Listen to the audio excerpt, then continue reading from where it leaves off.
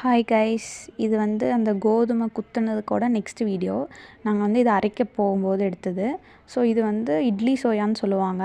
அதுக்கப்புறம் இது வந்து கோதுமை 5 கிலோ கோதுமை இருக்குது. ஸோ பக்கெட்டில் வந்து நாங்கள் மாவுக்கு தனியாக போட்டு வச்சுருக்கோம். 7 கிலோ இருந்துச்சு. களி செய்கிறதுக்கு ஒரு 2 கிலோ, மாவு அரைக்கிறதுக்கு ஒரு 5 கிலோ.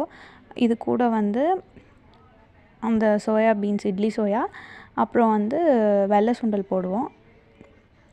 வெள்ளை சுண்டல் வந்துட்டு 1/4 கிலோ, அதாவது 5 கிலோ கோதுமைக்கு வெள்ளை சுண்டல் 1/4 கிலோ, சோயா வந்துட்டு 50 கிராம் போட்டு ஆட் பண்ணோன்னா சப்பாத்தி சுடும்போதெல்லாம் நல்லா பஃபியாக வரும்னு நிறைய பேர் சஜஸ்ட் பண்ணியிருந்தாங்க. ஸோ அதுக்கு ஆட் பண்ணியிருக்கேன். இது வந்து வெள்ளை சுண்டல்.